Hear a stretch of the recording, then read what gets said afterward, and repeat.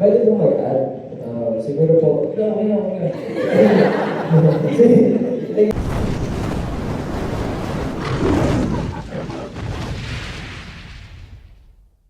First question is for Ken.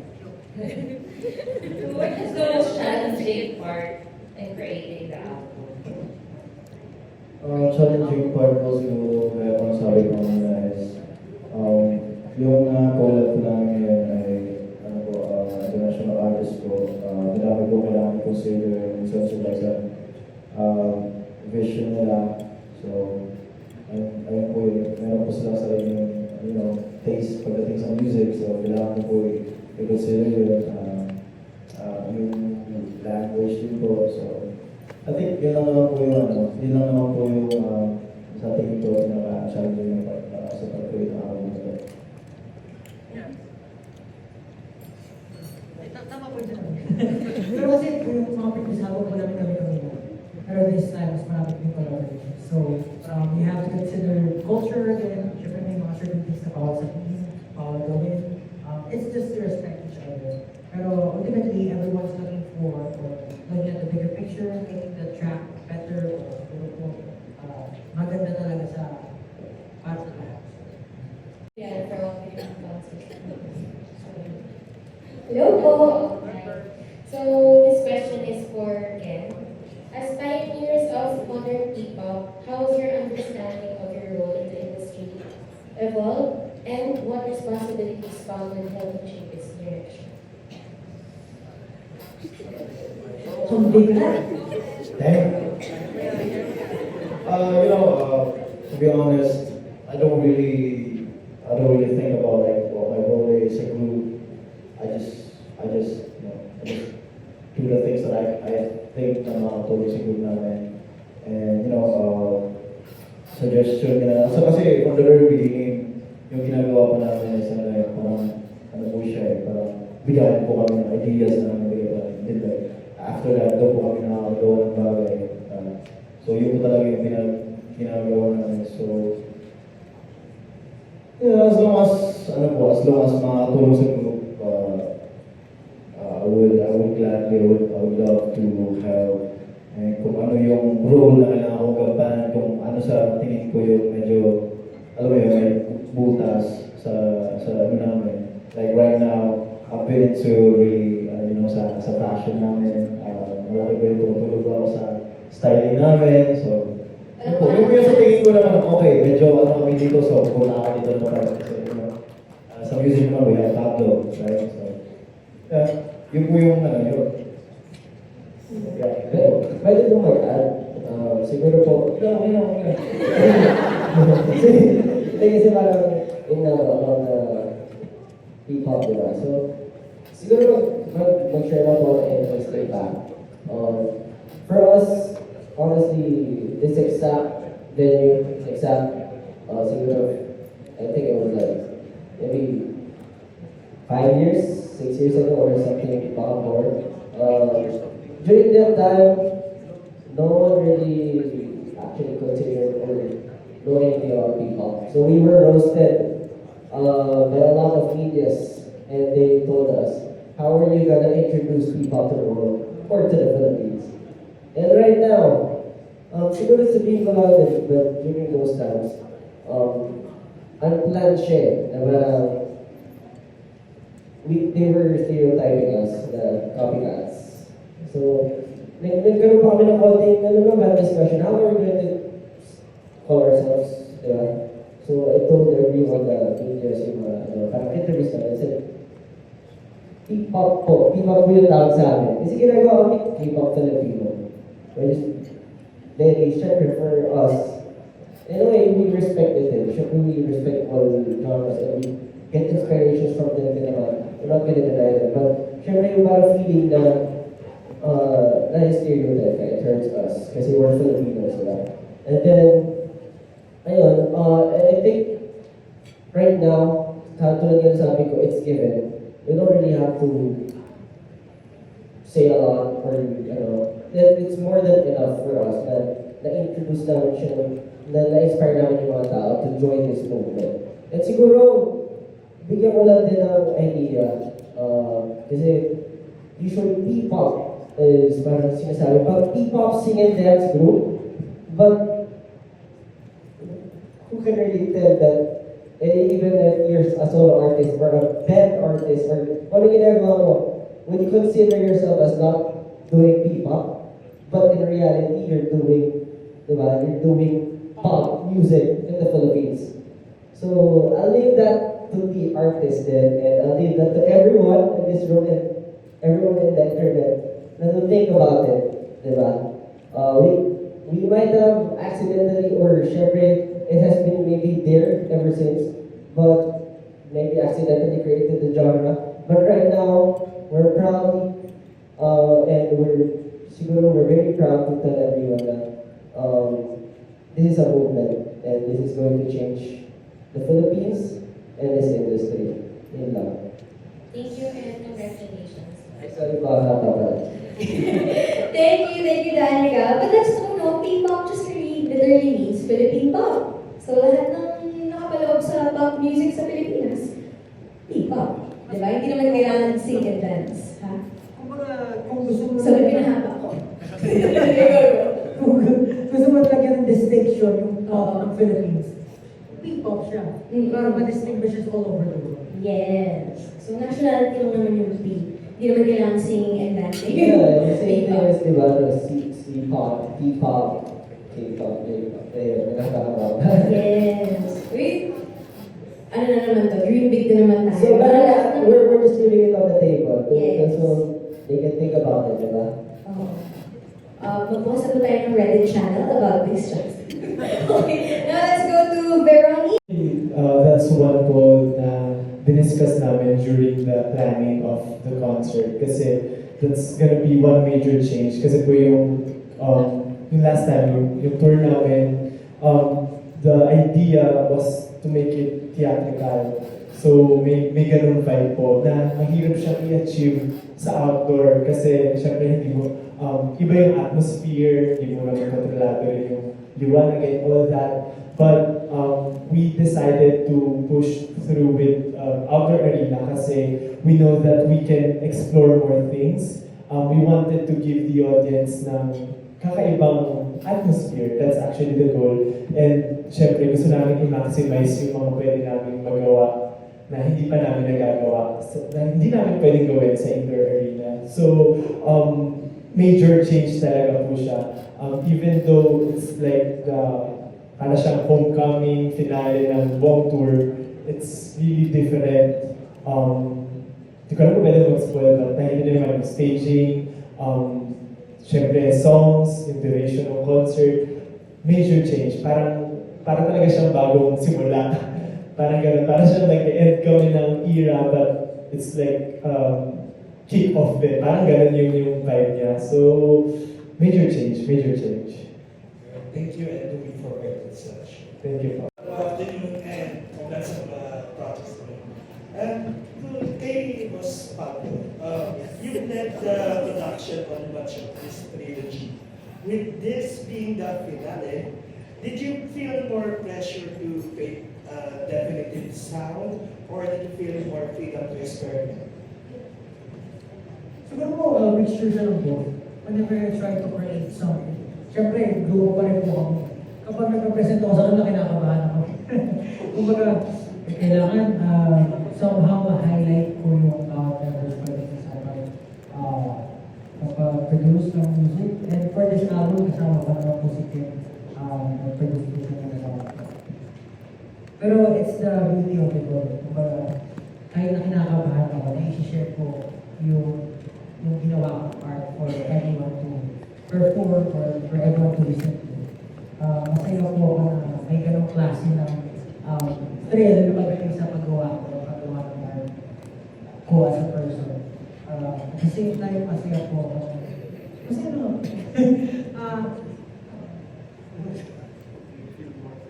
Yun po, kumbaga, ngayon po, with all the skills that we've learned throughout the 8 years na career namin, kaya po siya mixture ng both. Confident po ako na sa paggawa ko, kumbaga. Kasi alam ko na po yung estilo nila, alam ko na po yung gusto nila gawin, alam ko yung ability nila. At the same time, meron na rin po akong maturity pagdating sa production. Kasi ang dami na rin na po namin nakakolaborate with international artists. And tama po lang sinabi ni Stel na we've learned so much from all the people that we have been working with. Hindi lang sa parte ng paggawa ng music, but sa production, even sa proseso nila kung paano sila mag-shoot ng TikTok or kung ano man. Parang you learn so much by putting yourself out there. Like, talagang kailangan mo lang maging open sa lahat ng bagay para mapuro ka ng kaalaman and become confident mo kung anong ginagawa mo. Parang narinig Isa ko ba yung to, question. For everyone. Kasi isa ba yan? Each individually, right? So, I'll take it as an individual answer. For me,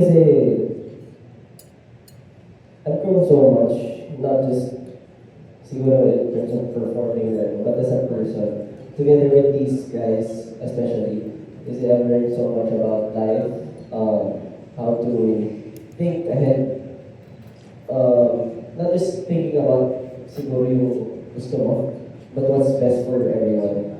Yun lang, hindi ko na siya pa masyadong pa-complicated, pero yun na yung siguro mas develop for myself. And yun kasi yung parang mahirap as a person to outgrow talaga your third B. Siguro, kasi may mga flaws tayo lagi, diba? But always try to not outgrow it, dinidry mo na ganun ka, pero in reality, you're still there. And right now, I feel like medyo nalagpasan ko na yung stage. Ang selfless ng mga sagot nila. No? Talagang thinking about others na. And Ken, how about you? Hirap na. From seed. Yung seedling ka pala, ngayon isa ng puma. Masabi ko lang po talaga. Nag-grow naman. Uy, isa sa mga pinakamalaki ang growth, Ken. Dati hindi ka nagsasalita eh. Ngayon nagsasalita ka siya, oh. Kailangan mo salita. Sa akin po, as much as our music ko, I think, pinakamain talaga yung artist as kami. Talagang kailangan namin mag-evolve. Kasi pag hindi po kami nag-evolve, papapag-iwanan po kami ng mga namin. Yeah, through experience po talaga namin as a group, marami po kami struggles. Sobra, iyakan dito, iyakan dyan. So, yun yung mga bagay po na nagbibigay sa amin ng lesson po talaga sa life namin. So, yeah. Sa music, yung music kasi given na eh. Given na yung wala kailangan namin na mag-go to na. Pero yung sa talaga, yung sa life talaga, tsaka yung mga pinagdaanan namin. I can say, hindi ko sabi ng, hindi ko ma-explain sa in detail how much we've grown this past few years na magkasama kami. Kasi mahirap siya, hindi ko alam paano ko siya explain, to be honest. Okay na kami dun sa detail na iyak dito, iyak doon. Nahihirapan po ako mag-explain sa mga ganun. Ang lalim na po kasi talaga eh. Kailangan ko halong natin talaga eh. Okay, oo. Hindi, pero marami din ang kwento eh. Kaya imagine na namin, umiiyak sila, Sino po umiyak? Okay, thank you, Ken. Justin? Siguro po yun sa akin, para ding puno, no? Lagi ko tayo sa ganun niya. Hindi, kasi po, before, nung sprout pa lang kami, sprout pa lang ako, as an individual, yung perspective ko po, umiikot lang sa paligid ko, sa sarili ko, no? I wanted to grow my skills, kung ano yung ginagawa namin, nakafocus ako na very hands-on kami sa ginagawa. Ngayon po na mas malaki na, mas malawak na rin yung nakikita ko. And I've learned to let go and parang maging guide naman sa iba, parang ganun po. Kasi before, gusto ko ako yung gumagawa, gusto namin very hands-on, ganyan. Pero nang puno ka na, mas nakikita mo yung nangyayari sa malaking bagay in a wider perspective. So, yun po, hindi lang as an artist na nagpa-perform yung growth, but as a person din, as a businessman, yung mga natutunan namin sa journey, ganun yung pagbabago, yung perspective po talaga. Thank you po. Very visual yung storytelling talaga ni Justin as a creative director. Pablo? Yun talaga po yung sagot ko. Kasi kung yun naman yung pila ng pero yung big change talaga is maturity. So, tama po yung sinabi niya, kasi po yun yung trilogy. So, from a small plant, usually, gusto mo yung create sa'yo para lumaki ka. Iniisip mo kung ano yung gusto mo para sa sarili mo, iniisip mo kung ano yung gusto mong gawin. Hindi naman sa hindi ka tumitingin sa bigger picture, but yun yung kailangan mo kasi para mag-grow ka. Kailangan mo mag-feed for yourself. And as we grow, ayun nga, sabi nga, naging puno ka na, ikaw na yung magbibigay ng wisdom, ikaw na yung magbibigay ng opportunity. Mas pinili ka mo na yung bigger picture kasi before, as a group talaga, hindi siya mag-work kung iisipin mo yung sarili. Kailangan mong isipin kung ano yung best for the team. And what you can, like, ang tawag sa outcome, what you can Contribute. offer para sa grupo. Kasi usually, kami po, talagang kinukompleto namin yung bawat isa. Kumbaga, marami siyang magagaling na kaya niyang gawin. Ako rin naman may magaling ako ng time. Pero yung mga ginagawa niya, hindi po rin tayo. Kumbaga, talagang we compliment each other. So, yung pag-honor or siguro pag-acknowledge na ito yung kaya kong gawin, ibibigay ko ito ng buong puso kasi ito yung blessing para sa akin. And yun din yung acknowledging din yung talent ko ng bawat isang talent ko. So, yun po yung magandang na po, maturity talaga sa journey ng SB19. Thank you, Pablo. And last but not the least, Stel. Same po eh. Maturity po talaga. Kasi I feel like Stel as artist and Stel as person, parang dito talaga siya mature na sa SB19. Ang dami kong thank you po. Check. Hello? Dito ko na po natutunan halos lahat. And hindi lang siya sa personal na pag-try ko, kundi pati sa pagsama sa kanila. Parang I get na yung mga best from them na natututunan ko rin sa kanila. And yun yung isa sa mga bagay na nagpa-mature din sa akin. Sabi ko nga po minsan, ang swerte ko rin nakasama ko sila kasi minsan may mga bagay pa rin po na hindi ko pa rin naiintindihan. Pero with them, napapadali kasi napadaanan na ng iba. So madali na nilang i-share sa akin. And mas madali kong naiintindihan with their experience. And one more thing po na I think tinatry kong gawin ngayon is ayoko na maging people pleaser.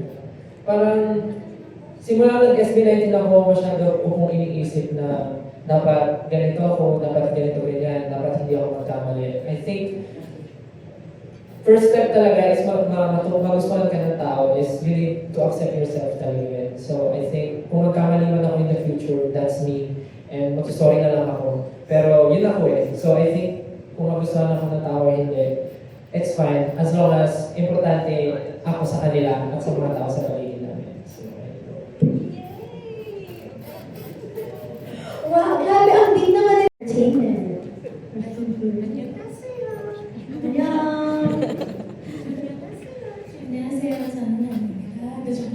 Okay, so this question po is for Steph. So a lot of the promos of Bukas at Simulan is different from your past work. Tapos, it's more of guerrilla marketing and more problem solving. So, pwede niyo ba i-share yung intention mo behind it? Engagements. Totoo naman kasi. Well, kasi with our approach right now, parang even before, sinasabi namin, we want to be very aggressive. Gusto namin na maging household name sa SB19. But then we realized, hindi naman namin kailangan ipilit yung sarili namin. We just need to be us. Parang kami lang. Pakita lang namin kung sino kami. We just need to tap the right people na makaka-intindi sa amin na ganito kami as an artist and ganito kami pag normal kami. Kasi wala namang pinagkaiba. Artist kami or normal kami. This is us. This is SB19. So I think yung approach namin right now is more personal and mas dito sa Pilipinas kasi na-realize din namin na if we want to go global, paano kami masusuportahan ng mga tao? Dito pa lang, hindi na kami well supported. I mean, supportado kami ng 18, hindi naman mawawala yan. 18 is always there, they support us. Pero bukod kasi sa 18 meron pang mas malaking bilang ng tao, big chunk of people na talagang hindi pa namin nare-reach. So I think before before namin ipilit yung sarili namin sa kanila, dapat, I think, ipakilala muna namin kung sino talaga kami. Ano yung goal ni SB19, not only as an artist, but also to help itong economy natin, itong country natin. And, ano yun, papakita natin kung ano yung kaya natin gawin. So I think we're very eager, pero we're very confident and friendly pa rin naman yung approach namin. Kumbaga, tapping the right people and yung tamang, kung paano lang magpapakilala sa kanila ulit. Yun yung ginagawa namin ngayon with our team na super happy kami kasi lahat ng ginagawa namin ngayon is sobrang tama, sobrang pasok, and mas naiintindihan na kami ng cash flows ngayon. So we're very happy about that. And we're very excited na sa mga future gagawin pa namin. Marami pa po kami mga ikahagulan din na. So, ayun. Salamat po. Salamat. Paano yung gulat?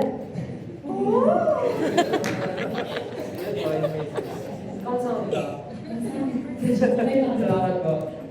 So next question is for Pablo. So no one knows the songs or the concept of this album. So why did you decide to go for this kind of direction? Because it's a very risky move.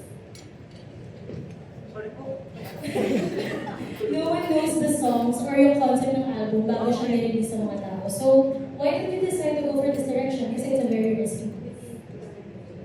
Thank you po, Mr. Siguro po kasi yung buong concept ng album, it's about celebration talaga ng journey namin. And hindi naman siya bago, but it's something that you're familiar with. Ayaw namin ilatag sa kanila outright or isubo sa kanila lahat. Kasi mas masarap yung bagay kapag inaalala mo, nung may nostalgia ka na, ay, ito yung nirelease na nung dati. And iba na siya ngayon. Yung maturity na dinadala ngayon yung kanta is something na nag-reflect na doon sa whole journey namin. So hindi namin talaga sinubula kung yung mga kanta na pinakita. Hindi kami naglagay ng mga matitinding t-shirt na tulad na before because we want them to experience or we want them to like take the road para maalala kung ano yung ginawa ng SB19. At the same time, gusto namin sila bigyan ng hint kung ano yung paparating. At yung paparating SB19, we have creative freedom and we'll be exploring more mature music pagdating sa production, pagdating sa lenses na sasali dito sa circle namin. Mas maraming tao, mas maraming celebration, mas maraming sharing ng ideas and culture. So, yun po yung kung bakit nag-risk kami. So thank you guys and congratulations sa inyo. Thank you. Wala siyang boses. Kakatilig. Thank you. My question is for Justin. Dami yung fans, lalo na yung international audience, has been supporting you, lalo yung mga nasa TikTok.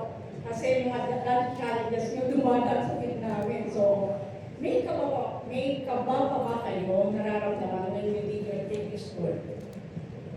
As always naman po, whenever we're going to be on stage, talagang lagi po kami meron kaba. And I feel like yun din yung hinahanap po namin. Kasi if mawawala yung kaba namin sa mga bagay na gagawin namin, ibig sabihin, nawawala yung excitement or yung pressure for us to do our best. So I think yung kaba is one of essential things na kailangan sa performers and artists. Kasi ibig sabihin, pinapahalagahan mo yung gusto mong gawin.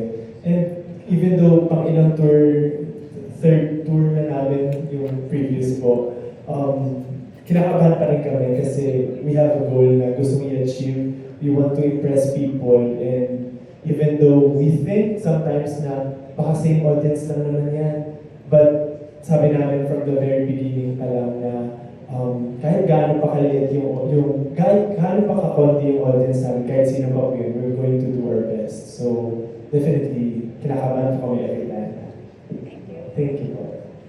Truly a professional's mindset, di ba? Kahit sinong kaharap mo.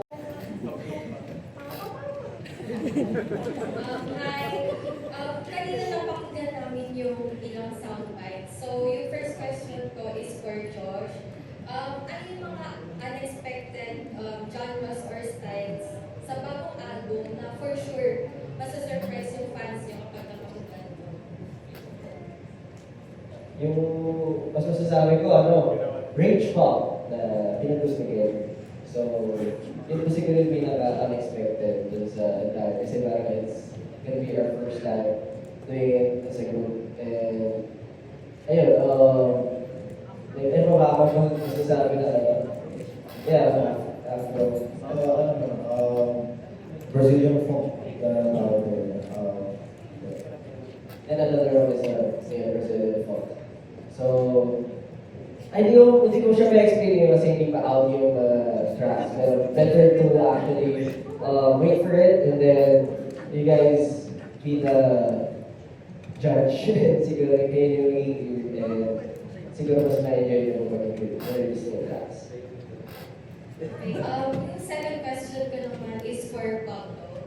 So, there's growing concern kasi about AI-generated covers, lalo na lately, recently, mayroon na ginagamit na rin yung boses ng artists. So, how does SB19 feel about this? And what measures do you think should be taken to protect artists' identities?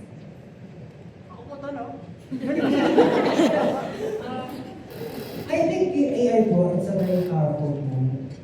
And ako po personally, strong believer po on innovation. I think it's really important. But siguro po not at the expense of yung ninanakaw na yung identity ng mga artists, yung creative works. Madalas, nagiging dangerous po kasi siya kapag walang consent ng mga artists na ginagamit yung mga gawa nila. And for sure, yung mga artists yan, from ground up, binuo nila kung sino sila. Talagang pinaghirapan nila yung mga nilalabas nila. And kung paano sila nabuo as a person. So, for these softwares or companies to use it without the consent, I think it's very unethical. I think it should be illegal. Sana po yung mga gumagawa man ng ganitong mga innovation, dapat mas patindihin pa nila yung rules or maging strict sila pagdating sa paggamit or siguro dapat yung mga artist has the sole control if gusto nila ipagamit yung identity nila, yung personality nila, yung creative outputs nila dito sa mga ganitong klaseng bagay. So, yun, personally, pero naniniwala ko ang innovation is very important. Kailangan lang ma-regulate na maayos and maprotektahan yung mga artists na nanghihirap sa ganitong klaseng bagay. Thank you, Pauline Del Rosario of Empire Bandera. Now, fresh from Korea. Over there. Hi. So, yung question ko is for everyone. Question. And medyo pang-missing version. So, your recent teaser featured a sub-column, which is a perfect representation of an end and a beginning. So, for each of you, ano ang nagwawakas sa era na ito at ano ang nagsisimula? What a wonderful question. Naku, gigradean natin silang 5. Honestly, mahirap pa yung question. Maisip din ako. Pero siguro magawa kasi yung uncertainties for me. Kasi for the past years, we have been navigating or siguro trying to establish P-pop or SB19 and trying to show the world who we are. But right now, we feel like it's given na. Hindi na siya parang try to protect it their long back. At ang magsisimula yung is for this to be more global. Everyone, and we're gonna go bigger. And maybe in the next years, 3 to 5 years, everything will change again. P-pop will soon be one of the main export market. Ganda. Wilakasan ang introduction ng P-pop. Sisimula ng global domination. Wow! Thank you, candidate number 1. Candidate number 2. Thank you so much. This is for everyone though, eh.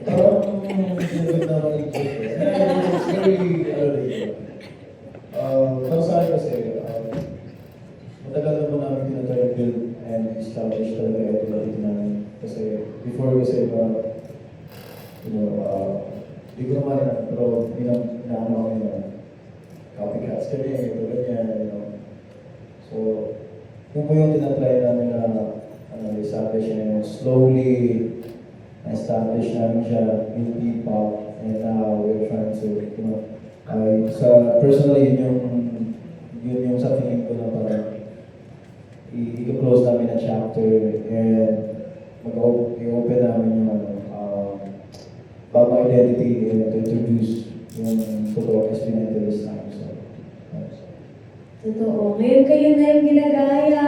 Diba? Ang mga kokogento, yung mga kids. Diba? Kayo yung ginagaya nila. Okay. Candidate number 3, Justin. Siguro po, for me, one thing that we will end for this era is yung mga questions ng marami about us, about our opinions, kasi for this era, we'll be more vocal po. And we will be more confident sa mga gusto namin sabihin, and we'll make sure na yung influence namin to people is nasa tamang direction, or yung gusto talaga namin. So for this time, yun nga po, we'll be more vocal than before, and mas direct na po yung mga gusto namin gawin at sabihin. Ayun po. Thank you. Coming from the napakabait na bunso, kasi will be more vocal. Pinaglalaban yun. Oo, the progress. Okay, and candidate number 4. Sorry po, medyo nahirapan ako sa question. Wala ko talaga ako. Pero hindi po siguro malalim, siguro sobrang simple lang. Ang mahalaga, merong may nagwakasap na yung ibang gusto nila. Mas ganun po ako nakapokus. Kumbaga, tapos na yung dating proyekto, gagawa na yung pagbabago. Kasi yun yung kailangan natin gawin para mas achieve ko natin kung ano gusto natin ma-achieve in the future. Mas malaking papupuntahan pa po yung SB19. So, yun lang po, kaliwa ka na, diretso. After ng isa, ang bago. Yun po. That's true. Every end of a journey is a beginning of another. And still, candidate number 5. I think yung answer ko po medyo connected sa sinabi ni Pablo. Kasi actually yung naisip ko lang po talaga is, one, the end, is yung mga naging problems namin before na kinakatakutan na rin namin mapagdaanan. Kasi with all the things na ginagawa namin ngayon as SB19 and 1Z, yung mga nakaka-collaborate ng artists, mga big companies, I think we learn from them as well. And nagugulat sila na with our small team and bagong company siya, 1Z Entertainment, nagagawa namin yung mga bigger projects, mga exciting things with SB19. So parang I think yun yung kailangan namin i-end. Yung matakot ulit kami sa mga possible na magawa namin mali. Kasi part na siya ng journey namin. Not only as an artist but also as CEO or 1Z na kami. So parang yun yung kailangan namin i-end. Magkamali man or hindi, it's okay, it's our decision. Dapat kampante kami sa gagawin namin. And I think kung ano man yung sisimulan, I think as 1Z pa rin, magsisimula kami mag-open ng doors para sa mga aspiring artists, more opportunities for them. Kasi lingid naman sa kalaman ng lahat na we are training and launching a new girl group. So I think, yes, alam ko na po natin. Dahil pumanak pa po si Ate. Sabi na po yun sa upcoming girl group ni Juan. So I think yun yung sisimulan namin is mag-open ng new opportunities. And mas marami pang pagkakataon sa mga aspiring artists na natatakot silang sumubok dahil tingin nila wala, nakakatakot sumubok sa ganitong klase. Pero with 1Z, I think yun yung gusto namin pag-uwi maging kami yung standard kung paano talaga mag-train and kung paano i-handle yung artist ng tama. So I think it will sisimulan. Yeah. Sana magampanan namin as 1Z at gagawin ko talaga namin. Thank you so much for that wonderful question. Second question pa meron din. Medyo nahirapan natin na mo, di ba? So, question number 2. Ngayon nakapleto na yung trilogy. How much of each of you changed from the seed that you planted to this now mature? This one is very different kasi po, yung mga nakakulaw namin before mostly is mga Filipino artists. But this time, international artists po sila. So we know that artists are very complex, whether, artistry, their craft, they are very specific sa ano yung maging sound and ano yung directions nila, because like we had to consider yung ano rin po nila, yung branding nila, yung vision nila. So merong struggle, but smooth, as an artist, kailangan mo i-polish yung sarili mo para makuha yung pinaka-perfect na result. So, it's different. from before, gaya na sinasabi ko po yung ano po, yung cultural side din po, kasama na po yun, wala na consider. And yeah, from the very beginning, we are aiming for the global stage. So I think now is the best time to to step out dito sa ano namin sa comfort zone namin. So yeah, international na po ito na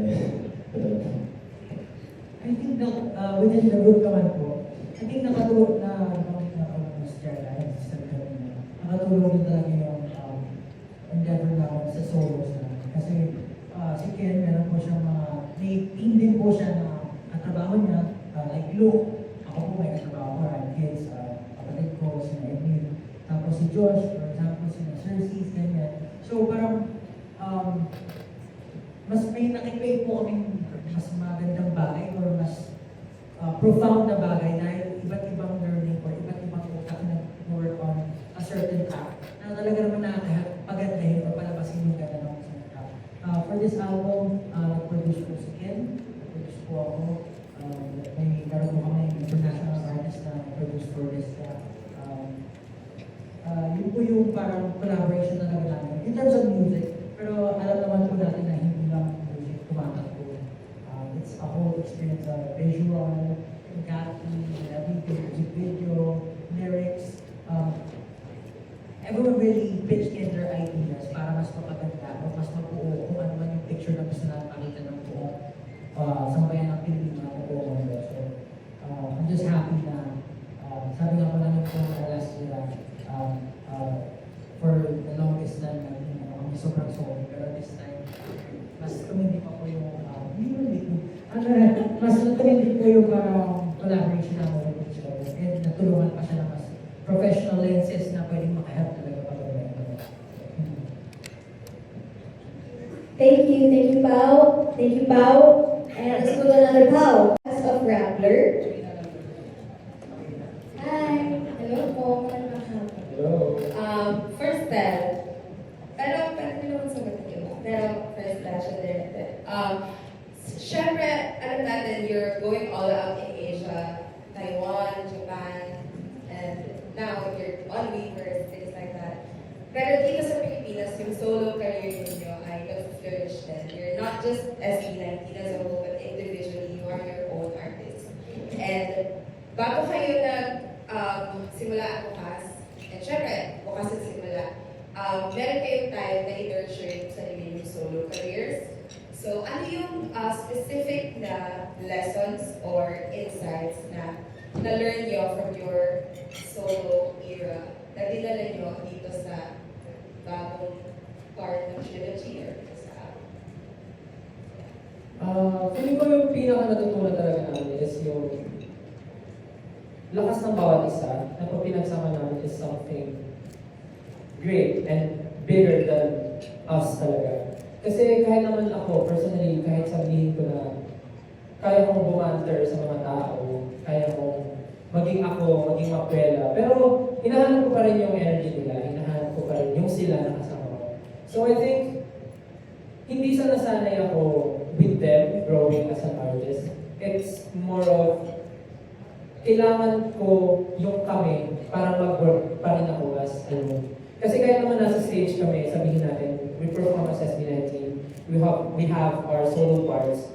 Parang kailangan ko sila kasi sinusupport nila ako sa part ko for me to shine. And yun yung hinahanap ko, yung sila and ang bawat isa para i-support yung bawat isa para mag-shine din kami in our own way. So parang yung pag-solo namin is something na way lang para mahanap namin or ma-discover namin yung strength ng bawat isa and mas ma-capture namin kung ano talaga yung hinahanap ng sarili namin dun sa solo journey namin.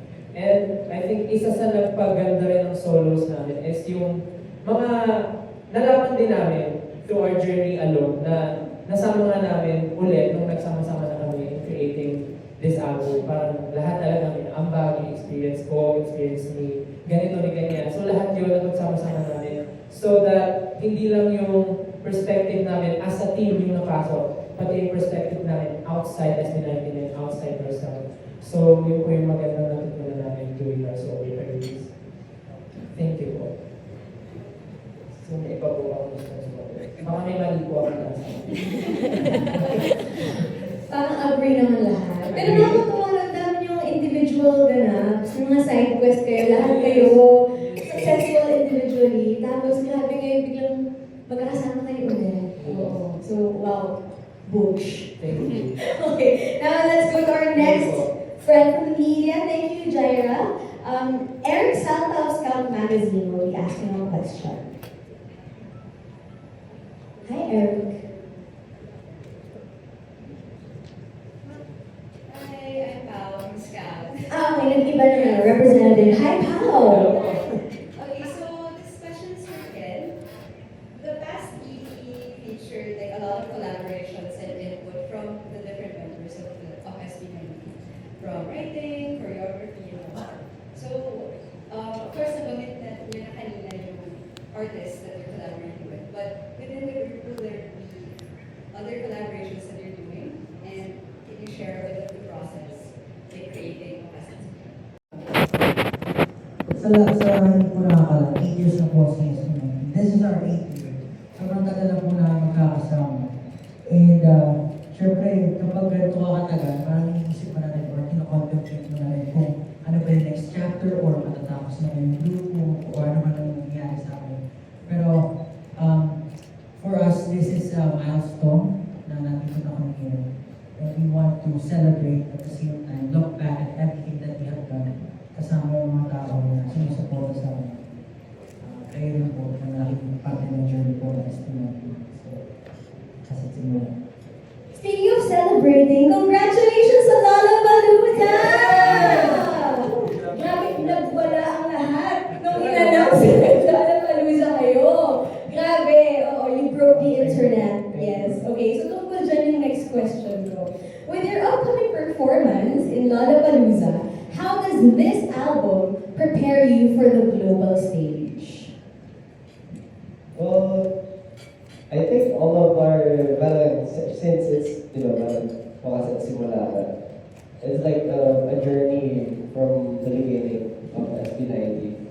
So, technically, we've been preparing for this moment our entire lives. So, yun na siya. Kasi we've experienced so many stages, we've experienced so many, let's say, concerts, festivals, and we've represented a lot of times for different types of sabihin natin, scenarios. And through that, and through this album, siguro mas masasabi namin ngayon na we're not afraid of anything. We're more confident when it comes to presenting the Filipino talent and of course people.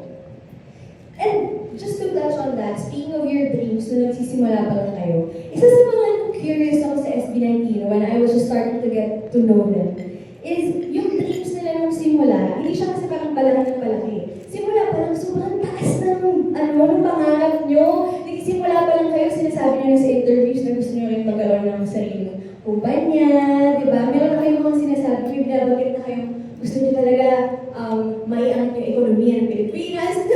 Ano pa lang wala pa sila masyado na mapatunayan, no? So, mamaya habang nag-interview pa ako, okay. Taas na pangarap ka. Para ano yun, hindi mo na-hit. Ay, kailangan mas mataas yung pangarap mo, para mas mataas yung try mo kasi yun, di ba? Aim high, no? Aim Pero, high. dati kaya parang nagbibiro-biruan, wow, ang taas ng pangarap mo, gano'n, di ba? Pero it's something na, yun yan, libre yung pangarap. So, dapat gawin natin. And if we didn't really make it, at least we set a goal na medyo meron tayo, may tinatry tayo everyday. May reason tayo na kung bakit tayo gumigising ng mga bagay. Josh, nagawa niyo na yun. Nakakatulong na kayo sa ekonomiya ng Pilipinas. Nakita mo kung gaano maraming lumilipad dito pag may concert kayo. Tapos, di ba ilan yung nabibigyan niyo ng trabaho dahil sa nakatunts, dahil sa mga projects niyo, dahil sa galing ninyo. So, ang ganda na yung dream niyo na nagsisimula kayo. Talagang ito na, nangyayari na. So, ang ganda na, nandito na tayo sa wakas at simula. Okay, now let's go to our next question. You're collaborating with international artists like, alam na ba nila to? O first time ba natin formally sabihin ito? Sa mga nanonood po online, okay? First na to, no? Baka, sa'yo mo pa sabi, parang mas special. Ang worry naman kung ako yung unang first. And Jolene. Jolene Tai. Okay, so how did these collaborations shape the album? Congratulations, by the way, international collabs. Let's go. With this kind of collaboration po, syempre, una-una, we're very happy and we're very blessed na yung ganun kalalaking international artist, yung talagang willing to collaborate with SB19. Kasi, tulad na po nasabi nyo, nagsistart kami, ang taas sa kagad ng pangarap namin, though target talaga namin, mga big artists na talaga. Pero ngayon na dumadating sila, syempre po, parang nasasabi namin, ito na pala talaga yun. Parang we're very happy na pakunti-unti naabot namin yung mga pangarap namin noon na hanggang ngayon hindi pa rin kami naniniwala na naabot na namin siya. And with the album naman po, I think it's the perfect timing na somehow ito yung nagsisemento na nung parang naabot na namin in our lifetime dito sa tinatahak namin as an artist talaga as SB19. Kasi yun naman talaga yung goal namin is to go global. And ano po bang other way to parang malapot namin ng maayos yung pangalan ni SB19 and of course ng Pilipinas sa scene na to is to also collaborate with mga kilalang artists naman talaga. So, we're very happy and excited to share yung mga tracks na ginawa namin with them sa inyo kasi I think it's not only for us to show yung skills ng SB19 but of course, mapakita rin yung collaboration ng cultures together and mapakita yung kayang maitawid ng musika natin to other countries na talagang willing din to support our country. Yes. Yes, and thank you for representing the Philippines so well. Yes, sabi mo nga, excited, super, oo. So yung mga collaborate nyo, BE:FIRST is also a boy group. Yes, diba? from Japan. From Japan. Yeah. Tapos si Jolene Tai, alam niyo ba, kasi yung research ko, syempre parang, Jolene Tai. Siguro ko, meron siyang 40 million views na video sa YouTube, tapos 16 years ago. So parang dati pa siya Asian superstar. Si Miss Jolene. Si Miss Jolene. Yeah. Si Miss Jolene. Oo, as in. Grabe talaga. Sobrang superstar, Asian superstar, na based sa Taiwan. Sa Taipei. So thank you very much for that answer. Now let's open the floor to our dear friends from the media for the Q&A. I'm sure marami din kayo mga tanong, di ba? Okay, so before we start the Q&A session, here's a reminder to all of our media colleagues who are in attendance for today's press con. No live updates po or snippet posting before 3:30 p.m. No geotagging of the venue. Full songs must never be shared. And tracklist posting begins only at 3:30 p.m. Okay, now let's go to our first friend from the media. You're up first, Mark Cheng of PEP. Hi! Hello po. Hello. Hello, thank you for coming today. Hello. First off, congratulations on your album. Okay. My first question is for Pablo. Yeah. Yes. And I want to congratulate you all on your Lollapalooza upcoming performance. And I think everyone wants to know how excited you are to perform here. And also, how are you preparing for this performance? Talaga po nangigigil na kami. I mean, meron po kami upcoming concert sa April 18.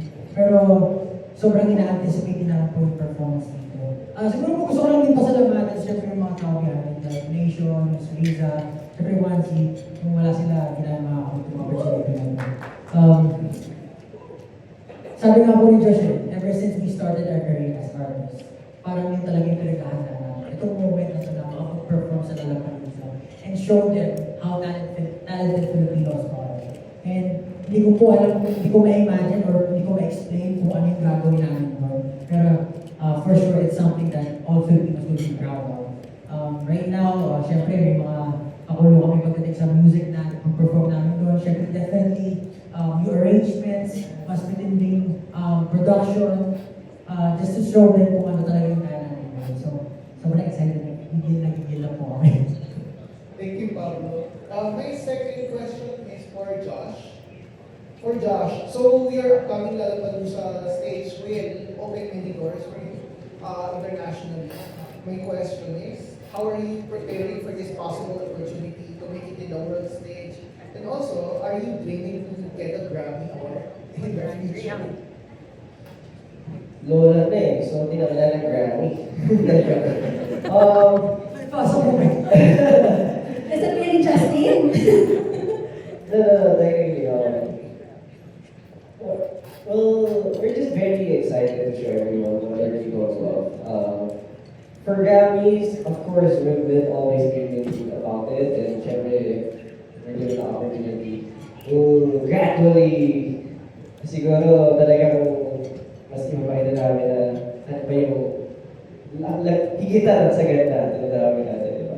So, syempre, we've been always dreaming about it, pero lagi pa rin kaming humble down na hindi namin masyadong ina-expect na darating lang siya. Kailangan namin mag-work hard. So, yun yung everything na tinatry namin when it comes to us, or syempre, yung mga preparations namin, especially for bukas at simula, at darating din lahat, eventually, mas niniwala kami na yung optimal work na ginagawa namin, kumbaga, dahan-dahan, darating din kami doon. Hindi kailangan ng isang viral moment lang, but most important is yung steady kami going there.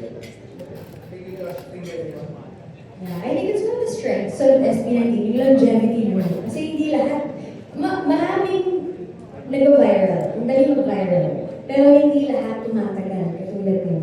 Happy 8 years. Foundation po talaga. Foundation. Sabi nga nila po, pag mura ng blessings, kailangan handa ka sa bawat. So, prepare mo palagi sa sarili pag dumating mo. Magawa ka doon. Yes, okay. Now let's go to our next friend for the media, Maurice Panaligan of GMA News. Hello, good afternoon. My first question is for Pablo. You released 3 EPs in this era.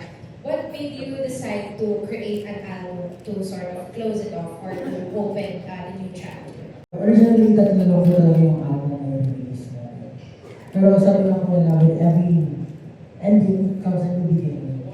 And for us, gustong-gusto po talaga namin sinishare sa mga fans namin and sa lahat ng mga tao during the last night. And for us, ito pong closure ng trilogy po namin. It's a milestone na parang pwede namin balikan na ito na yung narating namin. But at the same time, it's a celebration for the next chapter po ng SB19. And we can't wait to share with you guys kung ano yung mga handa for us. Kasi ngayon po, mas matindi, mas creative freedom kami, mas bold kami in terms of exploration sa pagdating sa music na ginagawa namin, and mas more, tina-target po talaga namin yung going global para ipakita kung ano yung meron ng mga Filipinos. So, I'm just so happy na itong mga opportunities na ito lumarating sa amin. Hindi naman po siya madali talaga lumarating. Talagang bibihira yung mga itong klase ng opportunity. So, itong album po namin i-release namin, it's a celebration for everything that we have achieved together. So, yan po yung dahilan kung bakit na talaga nilabas yung last album po namin dito sa chapter na. Alright, thank you, Pablo. My second question is for Justin. What kind of sound does SB19 endeavor to create in this Bakas at Simula album? For our music directions po, syempre, we've been 8 years na in the industry, 8 years na nagbago ng music, performing, and right now, we are more confident, and I should say na parang hindi na kami walking on tiptoes.